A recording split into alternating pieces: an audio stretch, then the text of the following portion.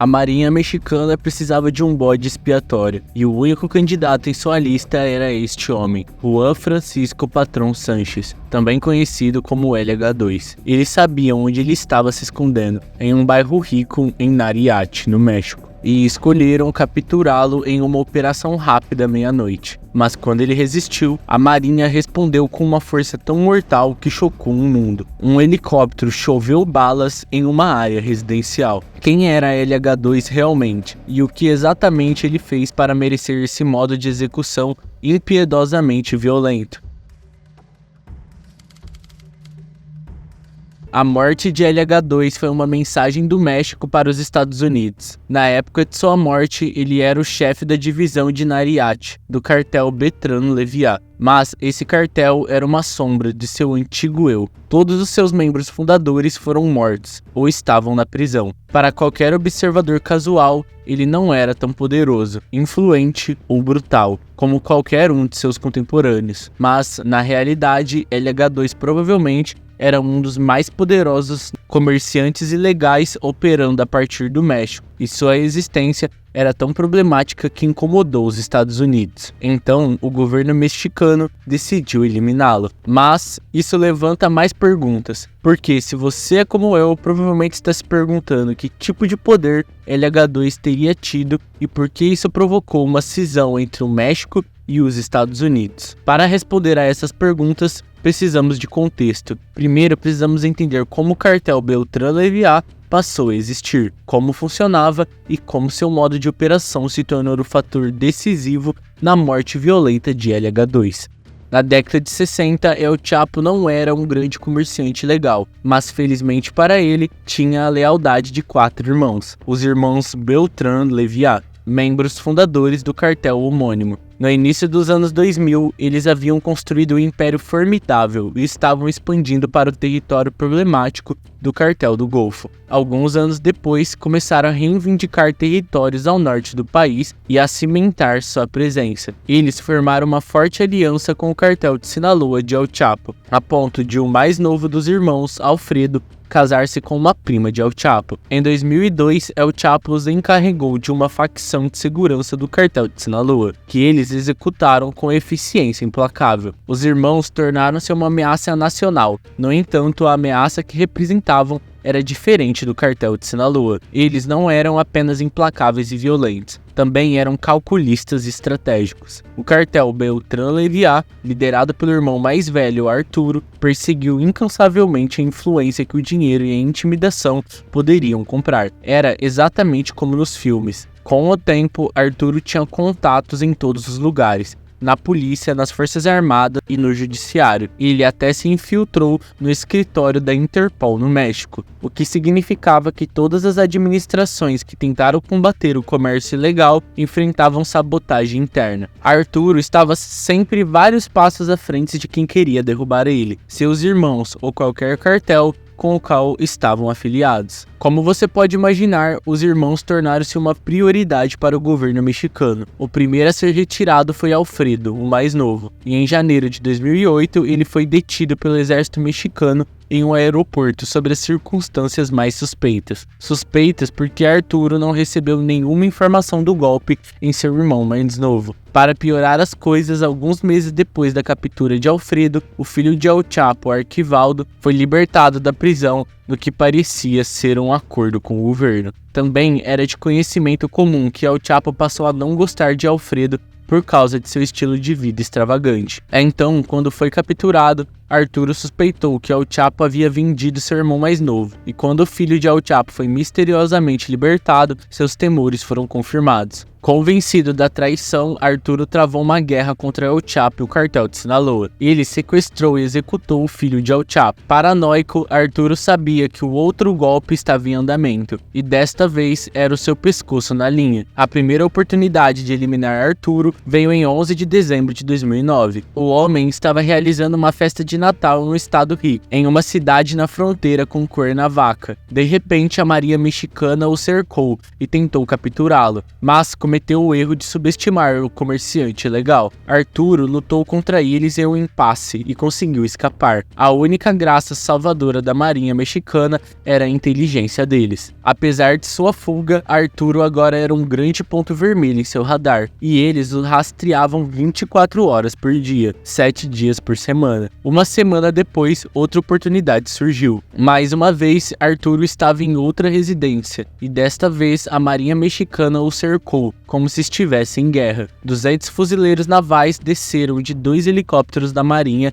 M-17, enquanto 2 tanques do exército bloquearam estrategicamente as saídas principais. Apesar de chamar as forças armadas, o tiroteio levou cerca de 4 horas, antes que as forças mexicanas pudessem matá-lo. A morte de Arturo foi um golpe devastador para os irmãos Beltrán Leviat, e isso inevitavelmente levou ao fim do cartel. 2 semanas após a morte de Arturo, outro irmão, Carlos, foi capturado. Nos anos que se seguiram, vários membros da chave da liderança foram capturados ou mortos. E finalmente, em 2014, o último irmão, Héctor Beltrán Leviat, conhecido como LH, também foi capturado. O legado do cartel dos irmãos chegou ao fim. Todo o seu império se dividiu em células e desmoronou. E se fosse qualquer outro cartel, é aqui que a história terminaria. Mas você precisa se lembrar do que disse antes. Drogas, substâncias ilegais não eram o principal comércio do cartel Beltrán Leviat. O principal comércio era influenciar indivíduos corruptos do governo. Essa era a principal força do cartel, e aqueles indivíduos corruptos lucravam com a existência continuada do cartel Beltrán Leviat. Então, quando o LH, o homem da mão direita, LH2, se aproximou e assumiu a responsabilidade pelo qual restava do cartel Beltrán Leviat, funcionários do governo eram mais do que felizes em ajudá-lo. LH2 herdou todos os seus antecessores, contatos e influência, mas especificamente ele trabalhou em estreita colaboração com uma misteriosa figura no governo conhecida como El Padrino. Essa figura o fez quase intocável enquanto ele continuava a guerra contra o cartel de Sinaloa e tentava reconstruir o outrora grande, agora danificado cartel Beltrán Leviat.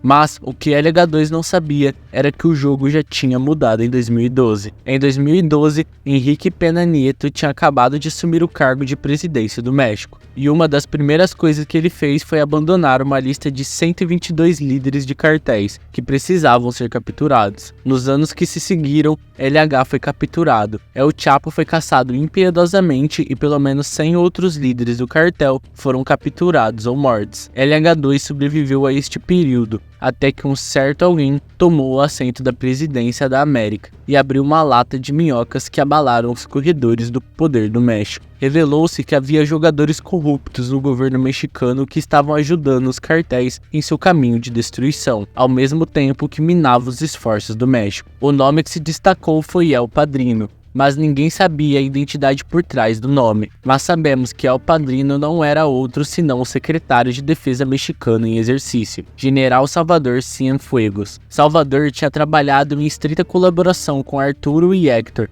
antes de sua morte e captura, e agora ele estava na cama com LH2. Salvador facilitou propinas para LH2, corrompeu outros funcionários, forneceu-lhe informações vitais, incluindo a localização de seus próprios homens, e contato com a polícia local para torturar e exterminar os inimigos de LH2. Internacionalmente, o general Salvador também ajudou o movimento de vários navios de cargas que foram preenchidos com milhares de quilos de heroína, cocaína e metanfetamina que eram então vendidas nos Estados Unidos, afetando diretamente as ruas de Las Vegas, Ohio, Minnesota e Nova York. Como eu disse antes, os americanos sabiam que LH2 estava sendo ajudado por El Padrino, mas ninguém sabia quem era El Padrino. Tudo o que eles sabiam é que era alguém no alto do governo mexicano. Em um esforço para aplicar pressão sobre o governo mexicano para capturar a toupira em seu meio, o governo americano publicamente implicou em 2017 que o México não conseguiu lidar com seu problema de cartel. Eles até sugeriram enviar tropas americanas para lidar com os cartéis, o que não foi nada menos do que um insulto. Então, em resposta ao insulto,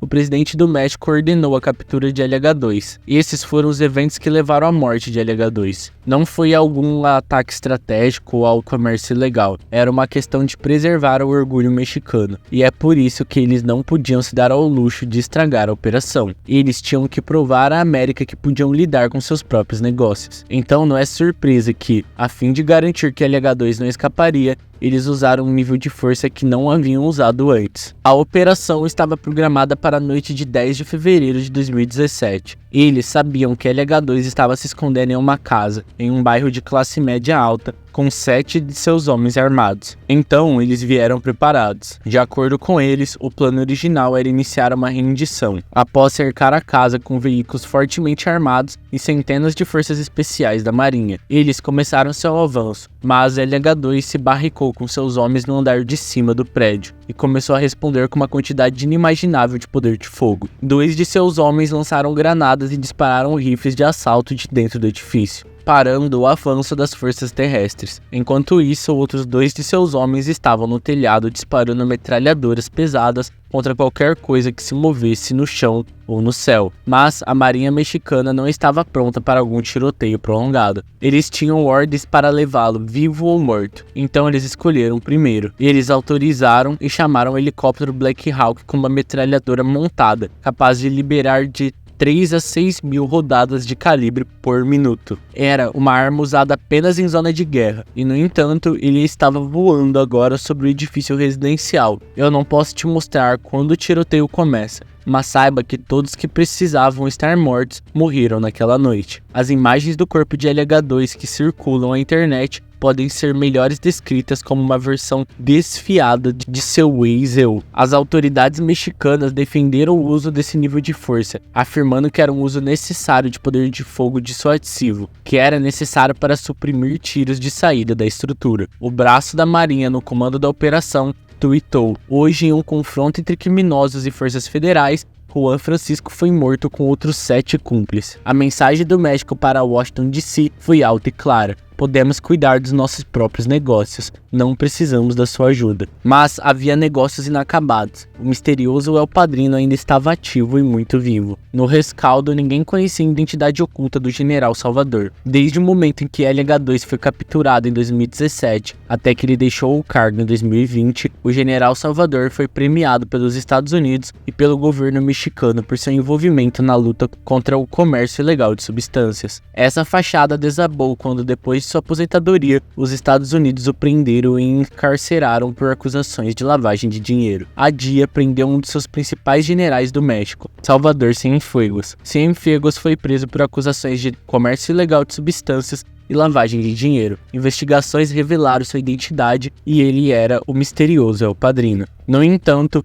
tão revelador e chocante quanto foi essa notícia, prenderam o general. Os Estados Unidos quebraram as regras diplomáticas e isso enfureceu o governo mexicano. O presidente do México, Andrés Manuel López Obrador, ameaçou retirar seu apoio aos funcionários da DIA no México se o general não fosse libertado. Um mês depois, os Estados Unidos cederam. Eles retiraram todas as acusações e soltaram o general, com a condição de que ele seria processado em seu retorno ao México. Os mexicanos nunca cumpriram essa promessa. Todas as acusações contra o general foram absolvidas. Vazamentos de evidências, leis controversas foram passadas. Tensões diplomáticas subiram e caíram. E até hoje, El Padrino, caso contrário conhecido como General Salvador Cienfuegos, anda pelas ruas do México como um bom homem livre.